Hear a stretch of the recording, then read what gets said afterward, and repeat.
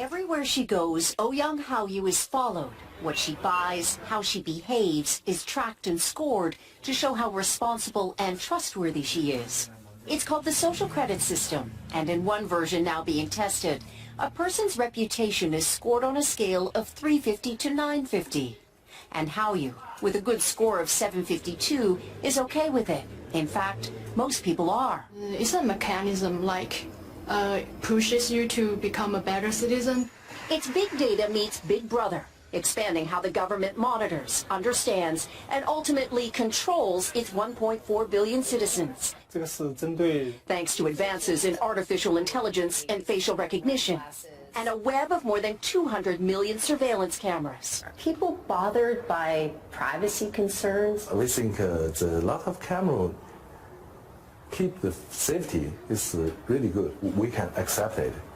Companies are experimenting with the algorithms to help the government create the new national social credit system. The government also has pilot projects. In one, citizens are required to do hours of unpaid work to get benefits.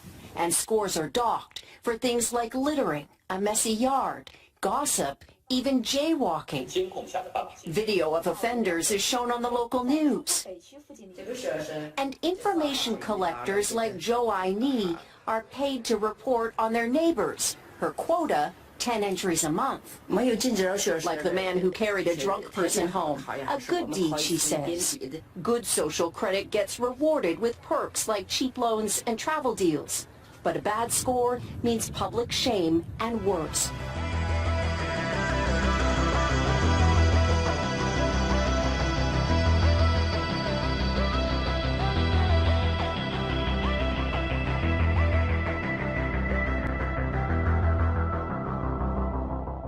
We need to make sure that everybody continues to let us know where those folks are.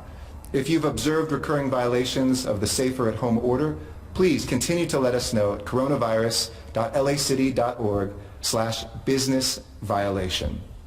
You know the old expression about snitches? Well, in this case, snitches get rewards. We want to thank you for turning folks in and making sure we are all safe.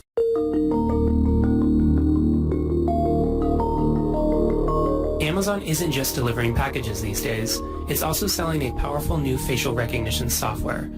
Introducing Amazon Recognition Video, the easy-to-use API for deep learning-based analysis to detect, track, and analyze people and objects in video. It boasts that the technology can detect, track, and analyze people. Let's think about what those powers could mean in the hands of the government.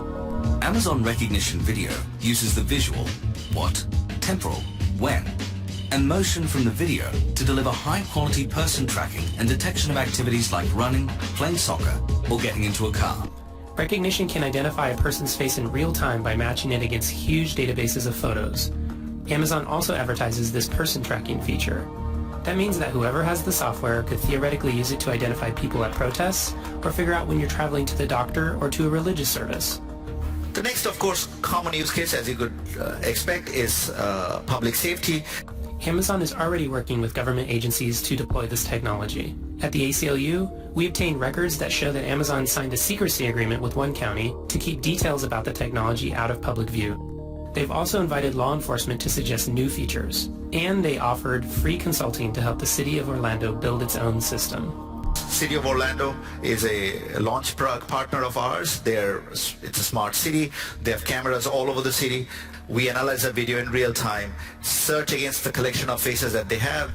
So Orlando is already using the technology. It also already has surveillance cameras all over the city, on everything from light posts to police officers. Activating a citywide facial recognition system could be as easy as flipping a switch. Body cams were designed to keep officers accountable to the public.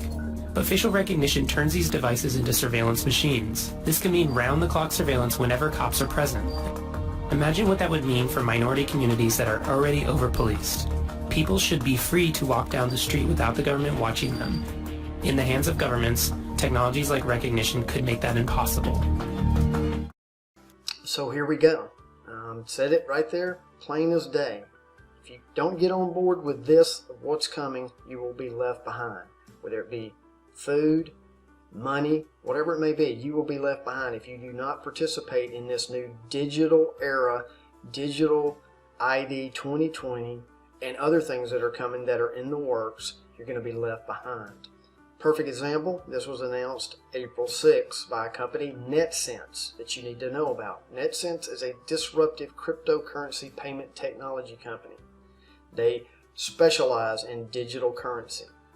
NetSense jumped into action as soon as it learned of the plans that the United States Congress made to legislate for the U.S. Federal Reserve digital currency as part of two different versions of the COVID-19 stimulus bill. Ultimately, this aspect of the legislation wasn't included in the final version, but the board and the advisors of NetSense have agreed that this digital dollar will be included in subsequent legislation. So it's coming. Then that's how they roll. That's how they do things. They roll stuff out, they put it in the stimulus package, they sit back, see how they respond, and then if it's not going to go through, they pull it back, and then they roll it out later for another time. That's exactly what Google is about. That's exactly what social media is about, is looking at the algorithms of how we react to certain things before they roll things out and see how far they can go.